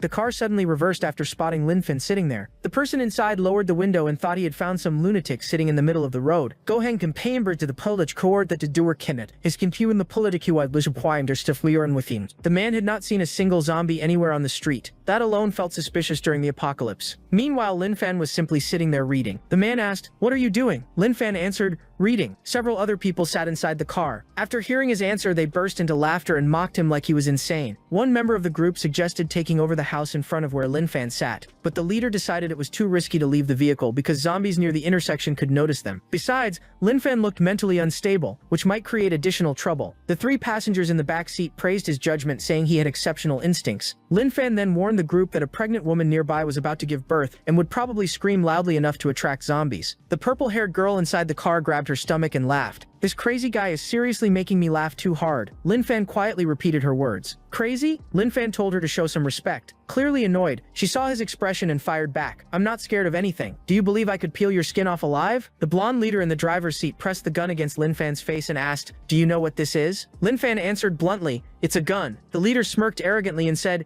"In this apocalypse, I can do whatever I want," making it obvious he intended to kill him. He kept threatening Lin Fan, saying he could blow his head apart like a watermelon while shouting, "Do you believe I'll blow your brains out?" But Lin Fan calmly replied that according to national law, illegal firearm possession carried a prison sentence of 3 years. Given the current situation, he thought the man's punishment would be even harsher and advised him to repent. Lin Fan's response instantly left the blonde speechless because he became convinced the guy was completely insane. The three people in the back seat also fell silent in shock. The blonde turned around and asked what Lin Fan had just said. The man behind him repeated that owning a gun illegally was against the law. The blonde loudly argued back, "So my brother is breaking the law." Another added, "Our boss can carry whatever he wants and blow someone's head off if he feels like it, and nobody can call it illegal." Everyone inside the car burst into loud laughter. Lin Fan calmly closed his book. He quietly told them they were the real lunatics, people incapable of keeping a proper mindset during the apocalypse, joining together only to spread despair through cruelty. His words immediately enraged the leader. "Who do you think you are to lecture us? Kneel down now. If you apologize, I'll spare your life." Suddenly the gun vanished from his hand. "What the?" Lin Fan moved with absurd speed and had already snatched the weapon from the blonde man's grip. Terrified, the driver slammed his foot on the accelerator. The vehicle shot forward at full speed. The people in the back panicked. "What's going on? Why are you driving so fast? We have bulletproof glass." But the blonde shouted, "Shut up," while focusing entirely on escaping, furious that he had been humiliated that day. Inside the building, the woman's agonizing screams echoed loudly, just as Lin Fan had predicted. The zombies began gathering nearby. The survivors upstairs watched nervously, wondering if Lin Fan could really hold them back. However, old Zhou Aljin trusted him completely and reassured everyone. As he spoke, the girls behind him also showed support and excitement. Even the youngest child believed in Lin Fan. He gently patted the two girls on the head, praising them as good children and promising to ask Uncle Lin to buy them exercise books once everything was over. The girls felt guilty but could not say anything. Down below, Lin Fan slaughtered zombies non-stop. As night fell, the loud cries of childbirth echoed above. The women hurried around the room and successfully helped deliver the baby. Lin Fan looked around and thought, "It's starting." Suddenly he saw figures falling from the tall building across from him. They were zombies. Large numbers crashed onto the ground, scattering everywhere, yet soon started standing back up. Drawn by the sound of human voices and crying, they staggered toward the area Lin Fan defended. Lin Fan commented that those survivors clung on like leeches, surprisingly stubborn even after being mutilated. From the upper floors, everyone watched Lin Fan's situation anxiously. The man in front looked extremely worried, and even old Zhou Aljin could no longer hide his concern. Zhou Aljin sincerely admitted that in this apocalypse, he saw hope for rebuilding society and believed humanity's future rested in Lin Fan's hands. The young man beside him suggested everyone should help, but Zhou stopped him, explaining that interfering now would only place more pressure on Lin Fan. The young man sighed and admitted the old man was right. He realized that going downstairs now would only force Lin Fan to protect even more people. One eye pointed toward a figure standing on a nearby high-rise building. The zombie looked different from ordinary ones and behaved strangely. It was a screamer-type zombie. None of them had ever seen one before. Unlike normal zombies that rush directly at people, this one behaved in a disturbingly unusual way. away. The zombie immediately revealed its ability. It released a roar that blasted the air forward violently. The sound nearly deafened the group. Even the people inside the room were affected. Yanini rushed outside and warned everyone to wet cotton and cover their ears. One of the girls inside asked, "Yanini, where are you going?" At that moment, the screaming gradually weakened. The three men in the hallway asked one another if they were all right. Even Linfan had to endure the pain caused by the horrifying roar. He worried whether Yanghui could withstand childbirth under those conditions. Linfan locked onto the screamer zombie, determined to kill it first. Suddenly, something caught his attention as he moved. The zombies he had already cut apart and left scattered across the street began moving again. All of them stood up simultaneously and rushed in the same direction, but looked as though every creature had sensed something at the same moment.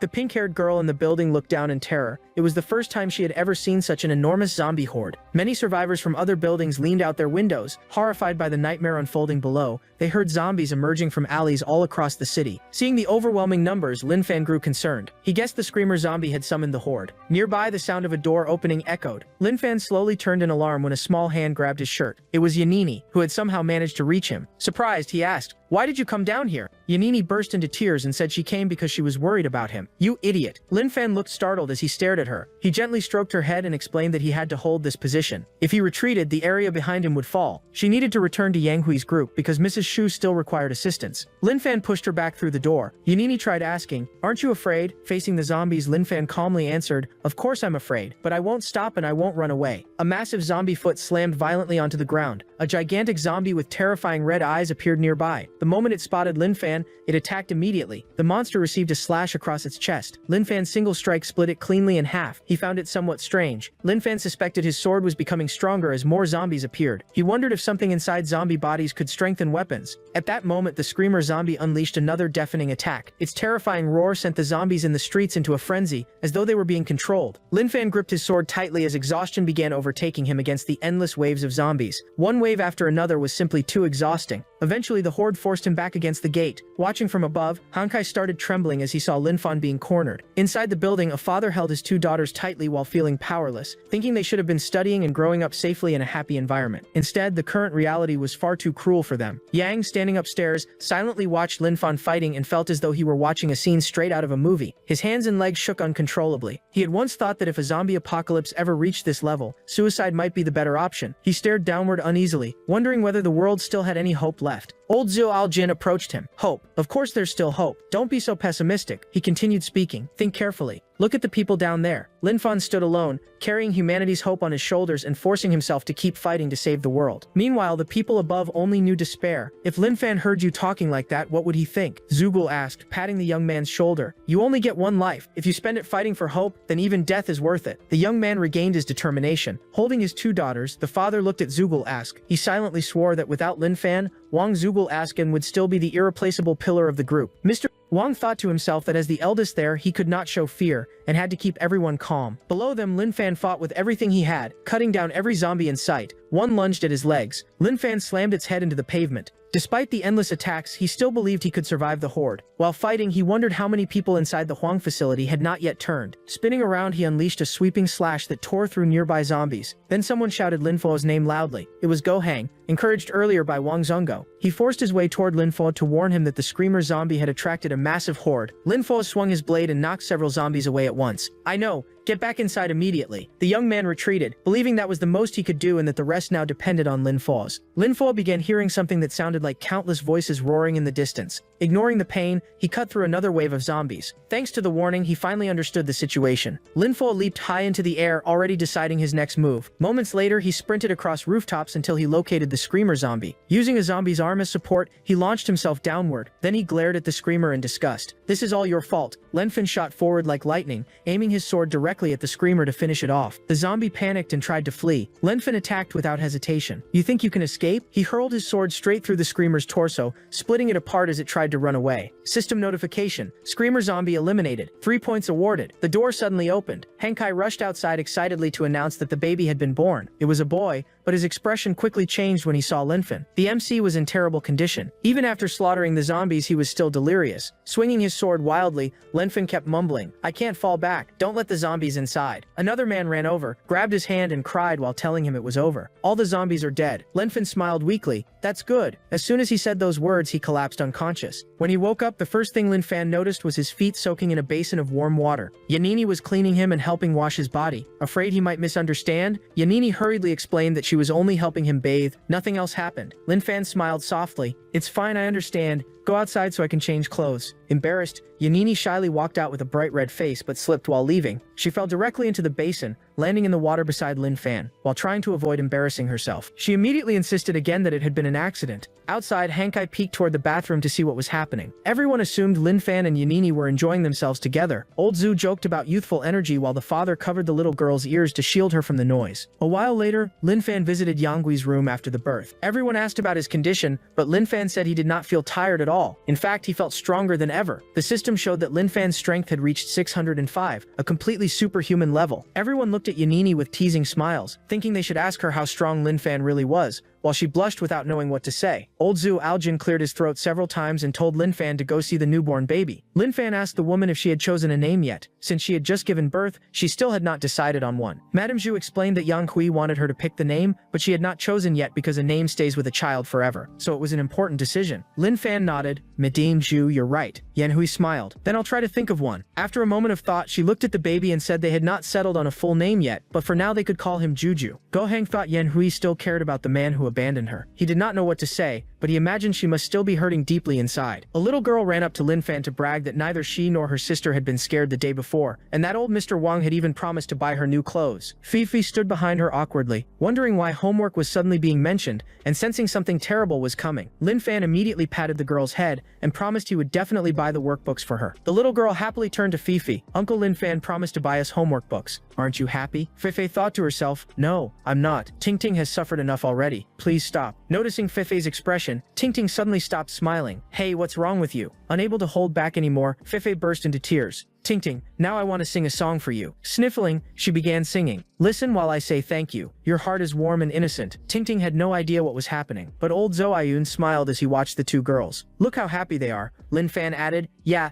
they're so happy they're crying." The next morning, Lin Fan woke up and washed his face and brushed his teeth as usual. Afterward, he went outside to exercise and cheerfully greeted Wang Zhongju and old Zhou Ayun, who had also risen early. The old man even complimented his appearance. Lin Fan thanked him but felt embarrassed, realizing Mr. Huang was only trying to keep everyone's spirits high with positive words. Lin Fan spotted Gang and greeted him as well. Gang replied that he planned to reinforce the fences to stop intruders from entering the residential area. Lin Fan left those specialized tasks to him before mentioning that he still had something important to handle. Go Hang finally felt he understood why Lin Fan could remain optimistic during the apocalypse. Following rules, respecting order, and holding on to hope were essential to him. At the moment, Lin Fan's biggest concern was the pile of corpses outside his home. If they were left there, they would rot and make the entire area unlivable. The scene shifted to the dump, where Lin Fan handled all the work alone. He was nearly finished because it was the final garbage truck. While dragging a cart loaded with zombie corpses down the road, a vehicle approached. It was the same 4 people from before. This time, the pink-haired woman spotted Lin Fan and pointed at him. The blonde leader narrowed his eyes. "I see him." Inside his mind, he was already planning to run Lin Fan over. Then he slammed his foot onto the accelerator. The companions in the back burst into excited laughter, and instead of stopping him, the other man encouraged the leader's murderous idea. Inside the vehicle, the leader shouted, "Die already," as the car sped straight toward Lin Fan without slowing down. Thanks to his sharp reflexes, Lin Fan dodged the deadly collision at the last second. The leader spun the wheel hard and turned the car around. The tires screeched across the pavement before the vehicle stopped directly in front of Lin Fan. Facing the men trying to kill him,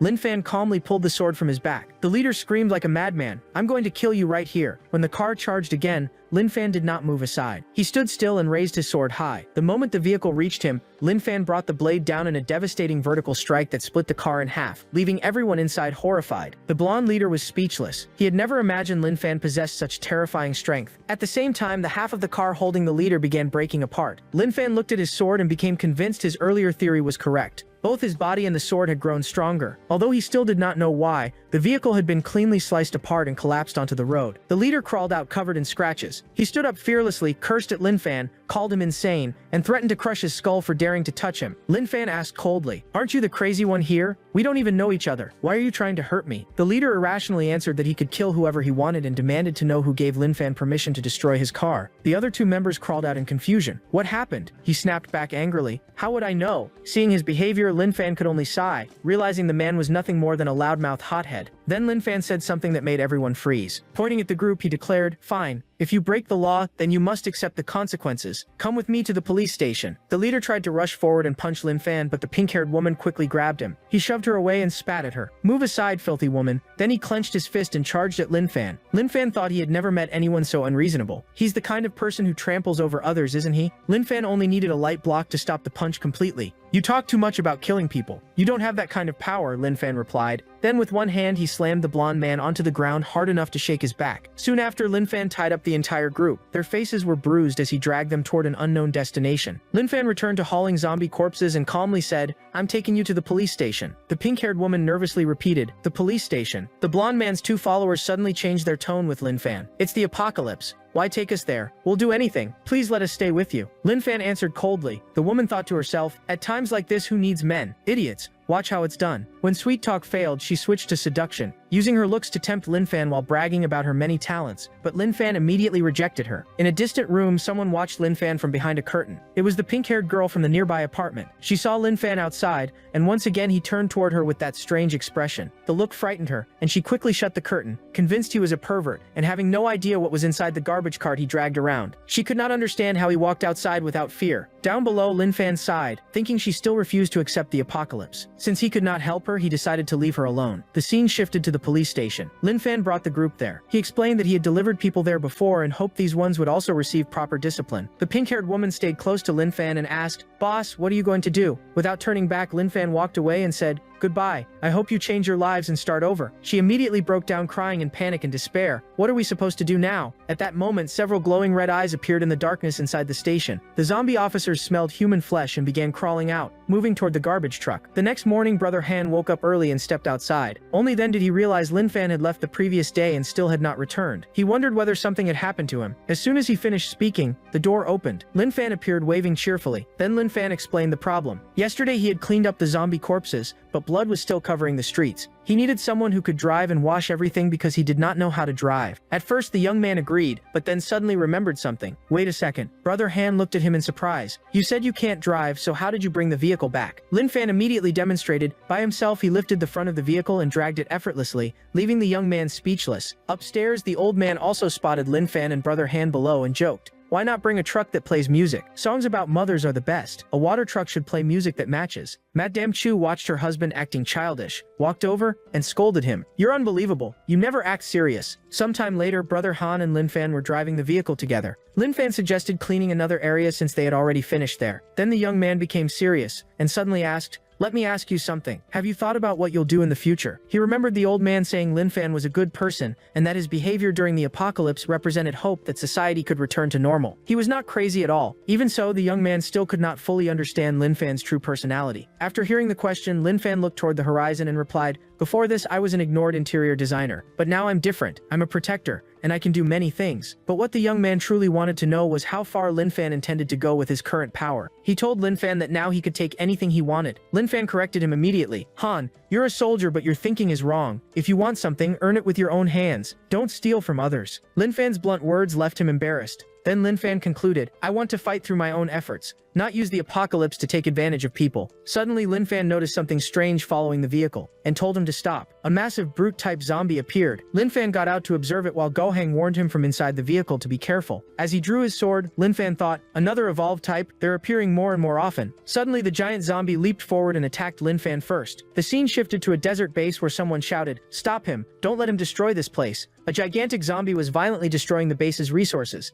It was another evolved zombie. Even armored vehicles could not stop it. The entire area was in chaos. Inside the base, scientists and researchers desperately called for help. A female commander and an elderly doctor were there as well. The scene returned to Linfan's location. The re-evolved zombie roared in pain. Linfan's sword had pierced through its head. As he pushed the blade deeper, Linfan realized the creature's skull was unbelievably tough, as though something inside resisted his strength. But his power was overwhelming. The tip of the sword reached the zombie's brain. Linfan pushed harder, driving the blade deep into the monster's skull and spraying black blood everywhere. Linfan successfully killed the evolved zombie, and the system awarded him 3 points. The creature's collapse made the ground shake slightly. Only then did Gohang finally dare to run over and ask, "Linfan, are you okay?" Standing in the middle of the dust, Linfan calmly replied, "Don't worry, I'm fine. Can I protect you?" Loon was struck by Linfan's presence. Linfan noticed his expression and asked, "What's wrong?" "Nothing," he answered. Brother Han felt something stir in his heart. He had always spoken about protecting others, yet almost nobody had ever said they would protect him. Sometime later, a group arrived at the place where Linfan had killed the creature, and found the monster's corpse lying in the road. 2 men stepped out of the vehicle to inspect it more closely. The man sitting in the driver's seat shouted, "This is the zombie we saw before." But the man dressed in white disagreed. "It's not the same one. The other had a bullet wound in its leg. This one doesn't." The young man in the blue shirt standing outside became curious about who had killed the zombie. When he realized the creature had died from a single strike instead of gunfire, the man in white was horrified, because it meant the killer had fought the monster alone and was clearly no ordinary person. There was another person inside the vehicle. The woman sensed danger and urged the driver to leave immediately. The scene shifted to the Sunshine Residential District. The group arrived there. The driver was confused because the place looked extremely clean, as if someone had been organizing everything.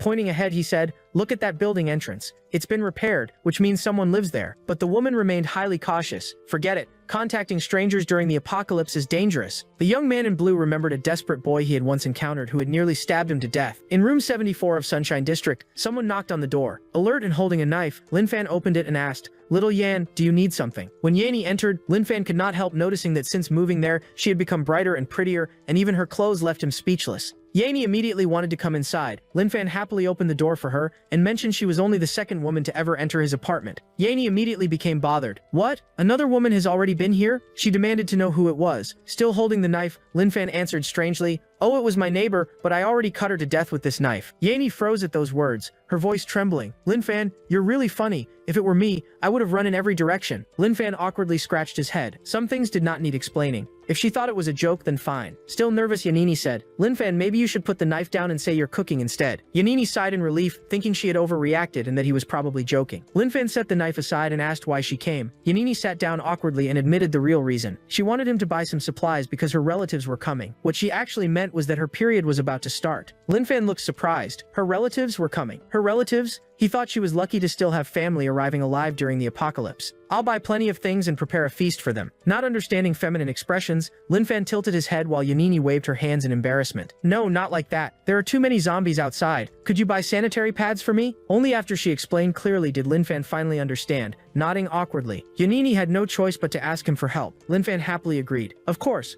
I'll buy them tomorrow." Yanini also asked him to get some for the other women in the building. The scene shifted to the water treatment station. Hankai and Linfan finished checking the equipment and prepared to leave. They rode bicycles to avoid attracting zombies. On the way back, they crossed a large bridge. Hankai, riding behind him, pointed towards survivors on a boat in the distance. Looking closer, there were 2 men and 3 women on board. The men were fishing while the women blasted loud music. Hankai worried they would attract zombies. Linfan was unsure whether they should help. He thought the group could at least use river water to cook fish for food. As long as they could swim, they might stay safe. What could be more dangerous during the apocalypse? The 2 continued on and stopped at a bookstore. Linfan told Hankai to wait outside. Seeing how eager the 2 girls were to study, Linfan bought 10 sets of practice exams, imagining they would be so happy they might cry. Afterward, they went to a baby supply store. Linfan gently told Hankai to wait outside again. Linfan thought about Ruong, who now had a baby and definitely needed supplies from there. He knew she would be too embarrassed to ask. After some time, they arrived at a supermarket. Linfan once again asked Hankai to wait outside. Hankai felt awkward because they only had small bicycles, while Linfan kept carrying more and more things. Linfan bought many necessities, and did not forget the sanitary pads Yanini requested. Suddenly, a zombie appeared from behind. Its tongue stretched all the way to its stomach as it lunged at Linfan. The moment Linfan saw it, he struck once and sliced it in half. Lonfar, then he heard more zombies and realized another was approaching. The sound came from the other side. Linfan immediately became alert. "There's another one too." He rushed toward the noise. Suddenly, Linfan found a little boy. He grabbed the boy's hat and jacket, startling him. Linfan pulled the child close with one arm and leaped down swiftly. Seeing the boy's terrified face,